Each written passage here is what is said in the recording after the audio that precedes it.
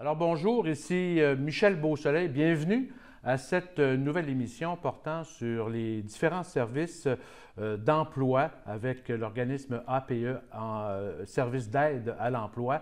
Et il me fait plaisir de co-animer en fait cette émission avec Nadine Gamache, qui est coordonnatrice pour l'organisation. Bonjour Nadine. Bonjour. Nadine, tout d'abord, parlez-nous un peu de l'organisation APE, Service d'aide à l'emploi. C'est quoi exactement? C'est qui? L'APE Service d'aide à l'emploi, c'est un organisme d'employabilité, donc c'est-à-dire qu'on aide des gens à réintégrer le marché du travail.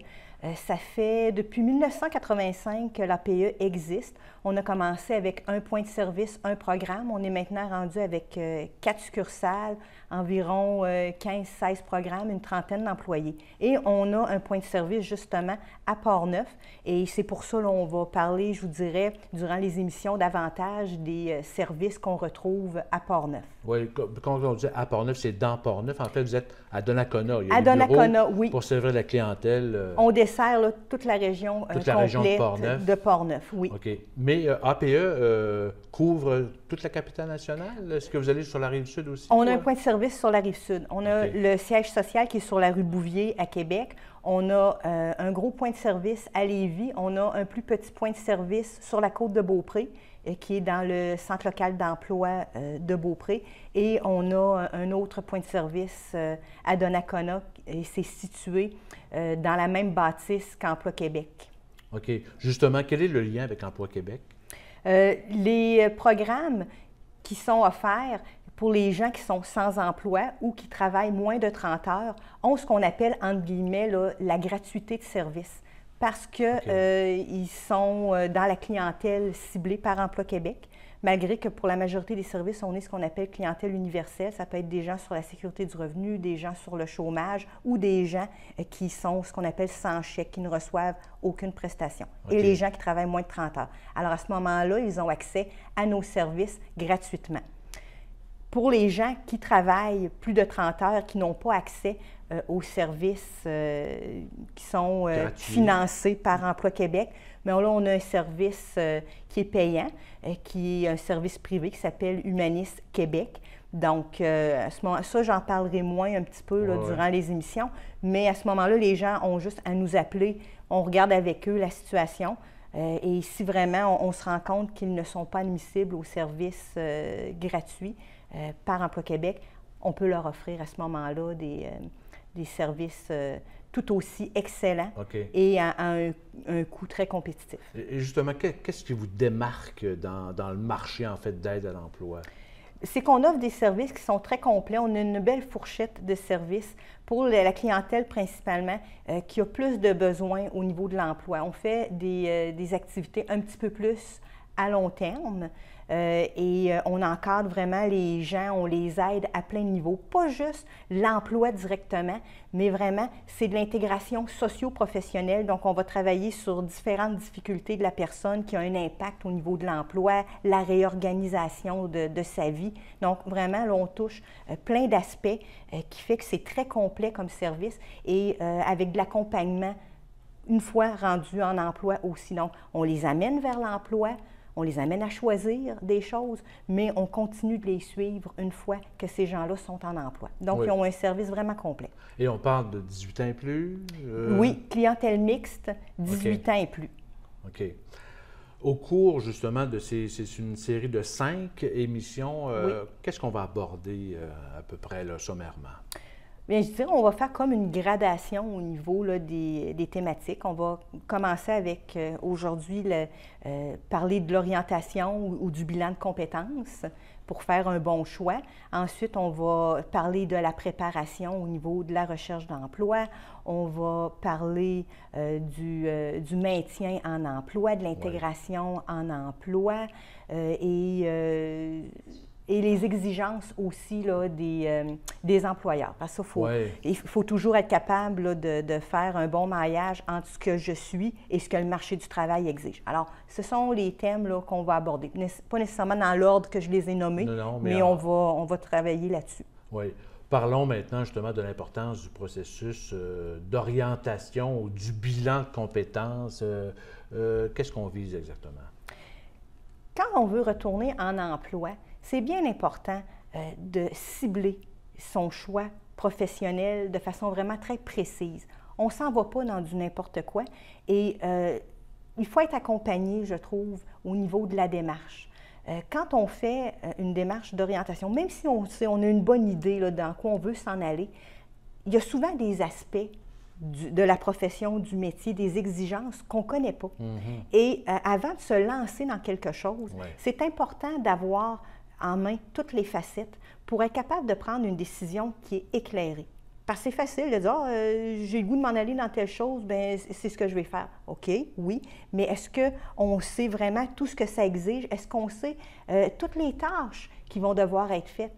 Et à quel point, parce qu'il y a toujours des aspects qu'on aime moins dans un travail, ça c'est un incontournable, mais en même temps, il faut savoir ce qu'on aime moins, à quel point il va être présent à chaque jour dans notre travail, parce que l'objectif, c'est de se maintenir aussi en emploi. Donc, on doit vraiment faire en sorte de diminuer les risques d'erreur. Donc, c'est en se connaissant bien, mais aussi en connaissant les réalités là, du marché du travail. Donc, ça, c'est vraiment un incontournable, là. Et c'est important d'être accompagné, je trouve, par un professionnel de l'orientation pour se faire, je dirais, challenger sur différents aspects, se faire remettre en question, pousser plus loin la réflexion pour faire une bonne prise de décision. Oui. Et bien évidemment, est-ce que vous offrez des stages ou est-ce que les gens vont en entreprise, vont faire un essai pour connaître un peu les exigences du métier? Ou... On pourrait faire, avec certains services, oui, mais si on parle de la démarche d'orientation en tant que telle, on va plus aller, parce que si on recadre un petit peu, l'orientation, c'est un entonnoir. On parle d'exploration très, très, très large, sans mettre de barrière. À partir de ce cas-là, oui, de ces facteurs de réalité. Tantôt, on va voir un schéma là, où on voit quand on fait un bilan de compétences ou une démarche d'orientation pure, c'est quoi toutes les sphères qu'on regarde. Donc, on part très large au départ, sans mettre de barrière. Parce que si on se coupe trop de possibilités, en partant, il ne restera plus rien au bout. Et on fait un entonnoir. À partir de chaque étape, nos facteurs de réalité font tomber plusieurs métiers, plusieurs professions pour en arriver au bout, à en garder au départ 5 à 10 qui sont très réalistes et très intéressants.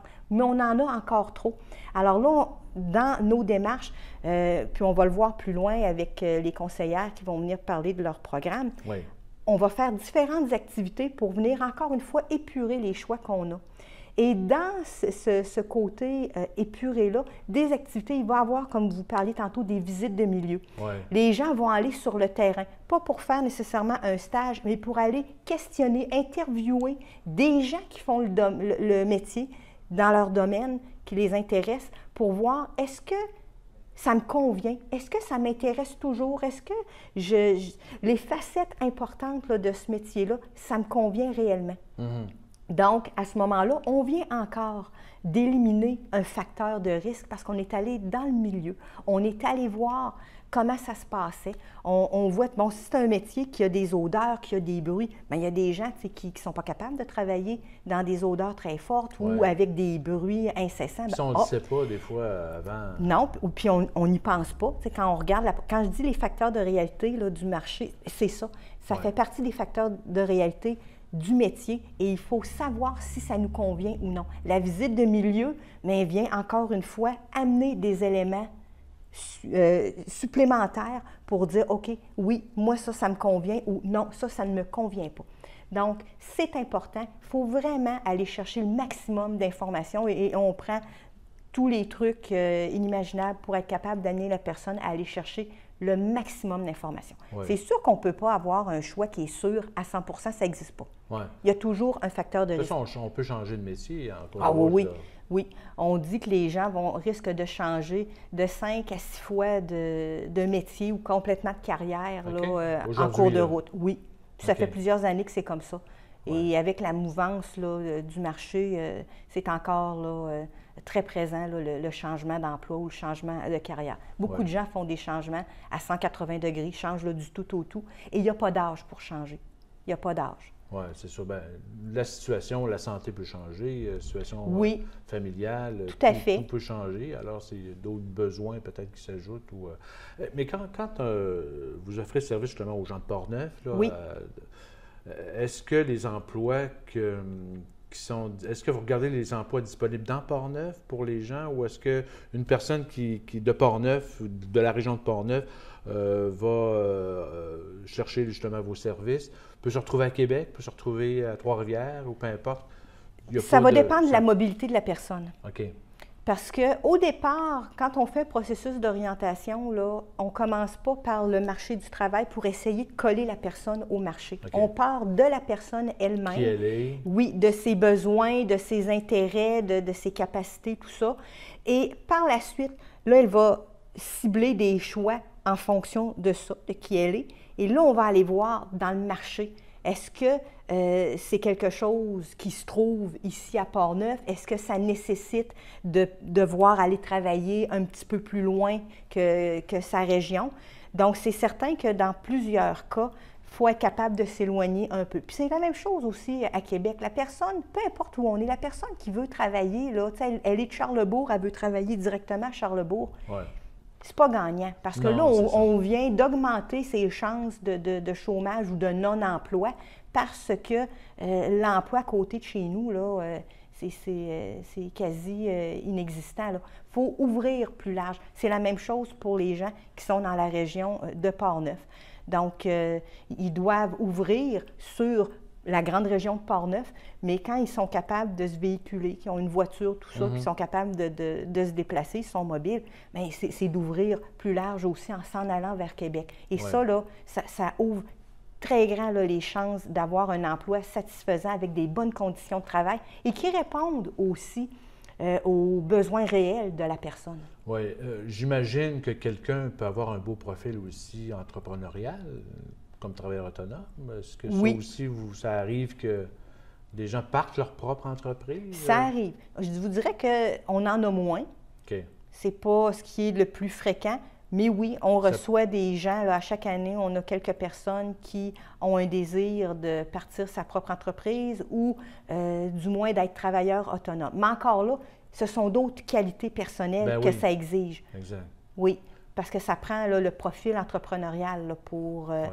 partir son affaire. Alors ça aussi, puis on travaille aussi en collaboration avec d'autres organisations qui sont vraiment dédiées au démarrage d'entreprise. Ouais, comme à les ce commissions moment-là. scolaires, j'imagine. Ça pourrait être puis, des commissions scolaires, effectivement, ouais. Des centres, avec le centre local d'emploi aussi, Oui, pour oui. être capable de référer les gens là, au bon endroit, mais pour vraiment travailler sur le démarrage d'entreprise. Nous, Ouais. cette partie-là, on ne la fait pas. OK. On va clarifier l'objectif professionnel, on va travailler sur avoir un choix réaliste, cohérent et qui correspond à la personne. Et quand elle décide d'aller dans cette direction-là et de devenir son propre entrepreneur, Ouais. bien, à ce moment-là, on va passer le relais aux gens spécialisés à ce niveau-là. Ouais. Est-ce que le fait, peut-être en terminant, le fait qu'on a presque le plein emploi dans la grande région de la capitale nationale, est-ce que ça dérange un peu les choix de carrière ou comment vous voyez ça? Je ne dirais pas que ça dérange le choix de carrière. Je vous dirais qu'à la base, c'est les employeurs tu sais, que ça dérange le plus, que ça bouge plus parce que aujourd'hui, effectivement, en ayant le plein emploi, on ne peut plus miser sur la personne qu'on embauche, puis on l'installe dans son poste, puis on a l'impression là, que ça fait 10 ans qu'elle est là. Oui. Non. On est avec des gens qui demandent plus d'encadrement, qui vont demander un petit peu plus de soutien, d'intégration. Et l'employeur doit adapter aussi son entrée en fonction au niveau de sa nouvelle main-d'œuvre. Oui. On doit faire les choses différemment au niveau de la formation du nouvel employé, accorder plus de temps, former un petit peu plus. Et ça va faire des gens hyper efficaces. Bien sûr. Mais au lieu d'être efficace au bout de 3 semaines, mais ça va peut-être être au bout d'1 mois, 2 mois, Exact. 3 mois. Là, tu sais. Ouais. Et ça demande un ajustement. C'est C'est sûr. certain. Alors, Nadine Gamache, on va passer une pause et par la suite, on va rencontrer des conseillères en orientation. Après la pause.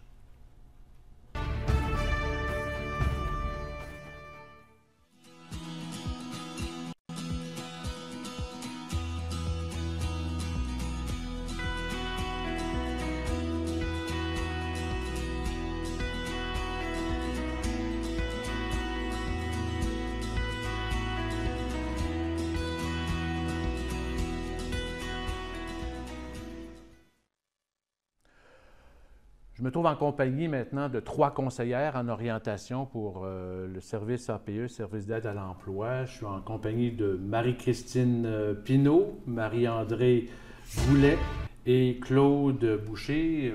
Bonjour à vous 3. Bonjour.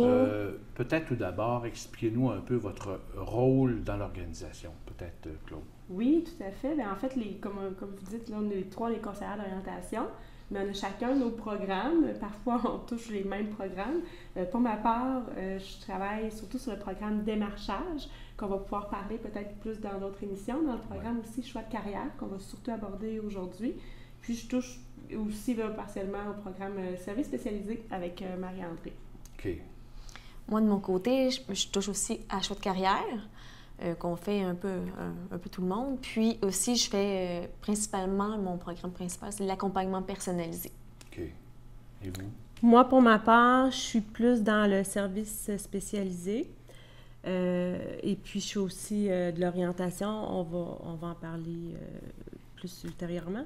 Mais c'est ça, le service choix de carrière. C'est plus l'orientation en tant que telle. Vous êtes installé à Donnacona, en fait, et votre clientèle, c'est la clientèle de la région de Portneuf. Tout à fait. Exactement. De tout Portneuf. Toute la région de Portneuf, autant Saint-Marc-des-Carrières jusqu'à... C'est où la limite? Pas Sainte-Catherine. Ben, on a jusqu'à Rivière-à-Pierre, Saint-Hubert. C'est ça, autant l'ouest que l'est oui, tout à fait. du comté de Portneuf. Tout à fait. De Portneuf, exactement. Si on parlait maintenant du thème de l'émission d'aujourd'hui, l'importance du processus d'orientation et du bilan de compétences, quel genre d'atelier vous proposez à votre clientèle? Oui, bien d'abord, en fait, le programme choix de carrière, ça dit par le titre tout simplement, les clients viennent nous voir puisqu'ils veulent faire un choix au niveau de leur profession. Donc, ça peut être soit des jeunes qui ne savent pas tout à fait où faire leurs études, dans quel programme s'inscrire ou bon, de choisir un métier, ou des personnes des adultes qui veulent se réorienter carrière, donc changer de profession, ça arrive souvent. C'est des personnes qui ont fait longtemps le même métier, donc qui pensent à autre chose. Donc on peut soit faire un changement complètement donc de carrière ou venir valider un peu, s'assurer si la personne est toujours heureuse, si ça répond toujours à ses besoins de sa carrière actuelle. Donc le programme Choix de carrière, c'est un court programme entre 3 et 5 rencontres généralement. Donc, c'est assez rapide, mais c'est suffisant. Des rencontres d'une heure? C'est quoi? Oui, c'est des rencontres d'une heure environ. Il y a toujours une première rencontre, ça c'est pour tous les services d'évaluation de besoins, donc évidemment pour s'assurer de répondre aux besoins du client, simplement. Mais par la suite, donc on poursuit un peu avec les 4 différentes étapes pour bien faire un choix qui est réfléchi, donc prendre une décision pas à la volée, donc vraiment prendre le temps de réfléchir. La première étape, c'est l'exploration. Donc, un peu comme vous parliez tout à l'heure avec Nadine, donc c'est d'exploration au niveau personnel. Donc, la personne, on va utiliser des tests, on va lui poser beaucoup de questions pour qu'elle réfléchisse un peu sur, bon, c'est quoi ses intérêts, ses valeurs, les traits de personnalité qui font qui elle est, c'est quoi ses exigences en emploi, ses besoins, qu'est-ce qui est important pour elle. Donc, c'est quoi les barrières aussi. On va l'établir dès le début. En fonction de qui elle est, on va cibler un emploi, mais pour ça, il faut aussi explorer le marché du travail. Donc encore là, on fait beaucoup de lectures, beaucoup d'informations sur les professions qui s'offrent à cette personne-là. Okay. La deuxième étape, ça va être, c'est plus de faire la cristallisation, c'est-à-dire de faire des liens entre la personne et les professions explorées. Okay. Donc on va pouvoir déjà cibler puis éliminer quelques professions. Il y a toujours un tri qui se fait à travers les étapes. La troisième étape, qui est la spécification, c'est là que la personne va peut-être plus aller faire les visites de milieu, comme on parlait tout à l'heure. Donc, vraiment d'aller confronter un peu à la réalité ses perceptions de la profession, de ce qu'elle a lu, l'information qu'elle a obtenue. Est-ce que dans la vraie vie, c'est ça? Au niveau des conditions de travail, au niveau de l'ambiance, tu sais, comment ça se passe pour de vrai? Comme ça, c'est la meilleure manière pour avoir de l'information sur une profession. C'est dans la vraie vie. Là. Ouais. Alors, c'est vraiment une étape qui est cruciale, qui est super importante pour prendre une décision éclairée. Et finalement, la dernière étape, c'est la réalisation, c'est-à-dire on va faire un choix. Habituellement, on demande toujours entre 2 et 3 choix de carrière, puisque même si on a tout calculé, même si on a tout pensé, il peut arriver un imprévu, quelque chose qui fait en sorte que notre plan, notre choix de carrière change sans qu'on ait prévu. Donc, au lieu de recommencer toutes les étapes, on a déjà pensé. Donc, évidemment, le deuxième choix peut être envisageable. C'est le plan B, là. Le plan B, donc c'est un plan B qui n'est pas désagréable. Là. Non. Il fait partie, en fait, des choix là, conscients. Exactement. Donc, on a au moins 2 choix de carrière qui sont envisageables, qui sont réalistes, qu'on a déjà réfléchi. Donc, à cette étape-là, on va juste s'assurer de savoir la personne, c'est quoi la suite des choses, est-ce qu'elle s'inscrit à l'école, est-ce qu'elle fait une demande de prêts et bourses. Donc, c'est vraiment avant qu'on puisse fermer le dossier, puis laisser la personne plus faire ses démarches par elle-même. Okay. Donc, on fait ces 4 étapes-là dans 3 ou 5 rencontres. Donc, ça se fait rapidement. C'est quand même, c'est rapide. Mais on prend le temps de bien réfléchir. Puis, ce qui est important aussi, c'est qu'en dehors de nos rencontres, c'est seulement 1 heure, à peu près 5 fois, donc c'est très rapide. Oui, les gens ont des devoirs, j'imagine. C'est exactement ça, puis c'est comme ça que ça avance plus rapidement et mieux. Donc, évidemment, il y a aussi des questionnaires à faire, des réflexions, des lectures, mais on va demander de les faire en dehors de nos heures de consultation. Donc, c'est comme ça que ça avance plus efficacement aussi. Il y a le bilan de compétences qui existe aussi. Il y en a qui ont travaillé durant des années ou à travers leur loisir, qui ont développé des compétences. Puis il y a moyen d'aller chercher toutes les expériences de travail. C'est quoi, dans cet emploi-là, qu'est-ce que tu as fait? Qu'est-ce que tu as aimé? Qu'est-ce que tu as moins aimé? Pour vraiment ressortir, c'est quoi qui a été enrichissant pour la personne pour essayer de faire un transfert de compétences dans un autre secteur d'emploi. Oui. Okay, parce qu'on le sait, on n'est plus comme en 1970, on ne rentre pas au gouvernement puis on va ressortir à 55 ans. Là. Les gens ont au moins 5 différents emplois ou 5 milieux de travail. Alors, c'est vraiment important. Nous, il y a le processus d'orientation, mais il y a le bilan de compétences où c'est vraiment important d'aller tout sortir. C'est quoi les intérêts? C'est quoi les aptitudes? C'est quoi, dans quoi je suis bon? Dans quoi je suis moins bon? C'est quoi mes qualités? C'est quoi mes facteurs de réalité? Tu sais, si moi, j'habite à Rivière-à-Pierre puis j'ai pas de moyen de transport, ça veut dire quoi? Tu sais, qu'est-ce que je peux qu'est-ce faire? Que ça implique? Qu'est-ce que ça implique? C'est quoi ma réalité? Tu sais, il y en a qui sont plein de bonnes intentions, mais dans la réalité, c'est une autre affaire. Oui, c'est ça. Tu sais, si je suis monoparentale avec 3 enfants, puis j'habite loin, j'ai pas de véhicule, tu sais, c'est quoi que je peux faire, où que je peux aller travailler à travers qui je suis, à travers ma réalité personnelle. Oui. OK? De votre côté, oui. Oui, mais moi, de mon côté, je vais vous parler plus de l'approche bio. Que l'approche bio, ça va faire... L'approche bio? Oui, biocomportementale. C'est vraiment une approche, ce qui est fait une approche de groupe, qui se donne 3 fois par année. Que justement, il va y en avoir un qui va commencer là, dès le mois d'octobre, après l'Action de grâce, à peu près habituellement. Puis l'approche de groupe, c'est vraiment l'approche biocomportementale, c'est au niveau de savoir un peu réfléchir à un projet personnel ou professionnel. Ou ça peut être les deux aussi. Donc, c'est 6 rencontres, mais c'est sur 3 semaines, 2 rencontres par semaine pendant 3 semaines, qui durent toute la journée. Puis, dans le fond, c'est des ateliers qui se donnent là, au niveau, c'est quoi un peu les besoins? Qu'est-ce que je suis? C'est quoi les plaisirs? Parce qu'on s'entend aussi que si, pour être motivé, il faut que ce soit plaisant. C'est sûr. Donc, on parle des plaisirs, comme prendre soin de soi, de sa personne en premier. C'est bien de prendre soin des autres, mais il faut penser à soi aussi pour avoir un plaisir, pour se mettre en action. Le but avec l'approche biocomportementale, c'est que la personne se mette en action. Qu'elle choisisse, moi, où est-ce que je suis rendue dans ma vie, puis est-ce que je veux faire un retour aux études? Est-ce que je veux faire un retour sur le marché du travail? Ou que j'ai besoin de prendre soin de moi pour un certain temps? Parce qu'il y en a qui ont des problèmes aussi, là, au bout de 3 semaines, ils disent, bien, peut-être que ma santé là, physique, puis en santé psychologique, je devrais peut-être un peu plus faire attention. Fait que nous, on les accompagne là-dedans, puis il y a des rencontres, toujours de l'évaluation de besoins au départ. Puis ensuite, à la fin de la rencontre de l'approche bio, on fait un plan d'action, savoir qu'est-ce qu'ils ont retenu. Souvent aussi, dans l'approche bio, on parle des comportements. Qu'est-ce qui fait que j'ai toujours des échecs répétés? Qu'est-ce qui fait que je ne maintiens pas mon emploi? Ou qu'est-ce que je fais que je suis toujours déçue? Un peu les anciens, des comportements qu'on n'a pas toujours conscience. Souvent, la vie tourne vite, puis fait que là, c'est de prendre un temps d'arrêt, savoir qu'est-ce que je suis, où est-ce que je suis rendue, où est-ce que je m'en vais. Puis ensuite, on accompagne avec le plan d'action d'en savoir, étant donné l'approche bio, mais dans quel service qui serait mieux pour moi? Fait que nous, soit qu'on fait la référence, soit qu'elle reste dans nos services pour l'orientation, un bilan ou pour un accompagnement plus soutenu à long terme. ou qu'on les réfère à un autre service à l'extérieur. OK. Donc, une personne fait appel à vos services tout le temps, en fait? C'est comme... Pas à ça dépend des chacune besoins, de non? nous. Selon OK. les besoins, là, au début, à l'évaluation de besoins, on rencontre la personne, puis on regarde vraiment c'est quoi ses besoins pour OK. la référer La au bon référer endroit. à vos collègues, là, dans le Oui. fond. Puis Bon, si c'est pas Ouais. chez nous, on réfère peut être ailleurs ou ailleurs. on les retourne en Emploi Québec pour qu'il y ait une demande qui soit faite ailleurs.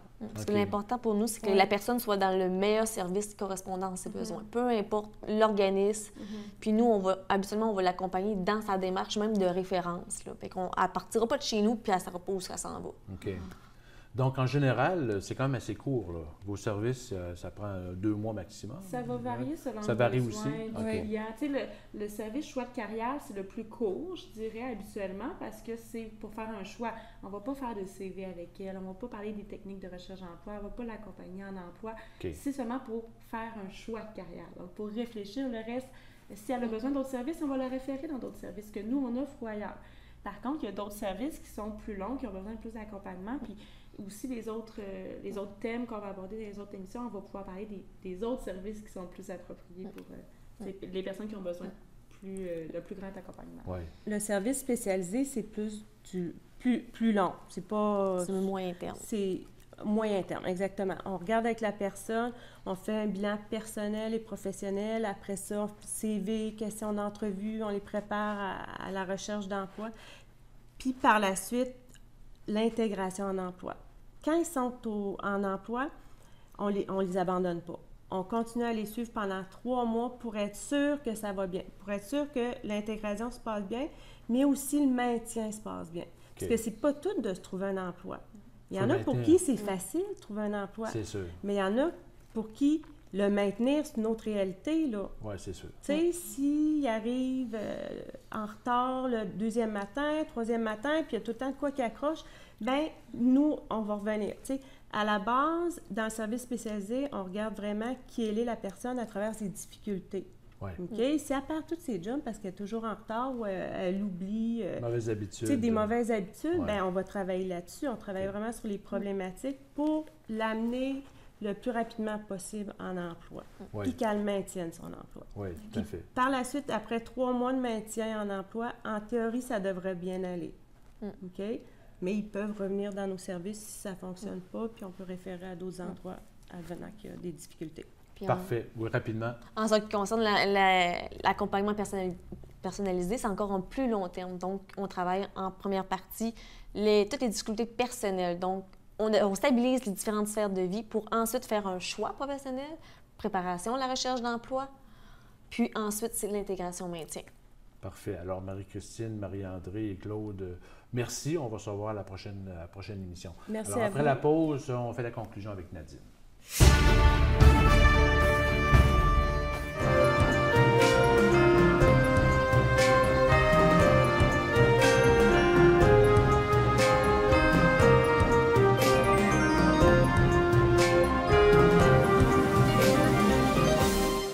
En terminant en 30 secondes, comment on fait pour vous rejoindre? Il y a différentes façons de faire. Donc, nous, on est situé au 100 route 138, bureau 205. Alors, on est dans le même local, pas le même local, mais la même bâtisse qu'Emploi Québec. à Donnacona. Oui, on est sur le même étage. Donc, pour nous joindre par téléphone, le 418-285-0285. Et on peut aussi nous joindre par courriel à portneuf@ape.qc.ca. Nadine Gamache, merci beaucoup. Alors, on va Ça se fait plaisir. revoir à la deuxième émission. On va parler justement des exigences. Non, deuxième thème, c'est la préparation à la recherche d'emploi. Oui, tout à fait. Un thème, je pense, qui va toucher beaucoup de gens et qui fait une suite avec ce qu'on a parlé aujourd'hui. Alors, à bientôt.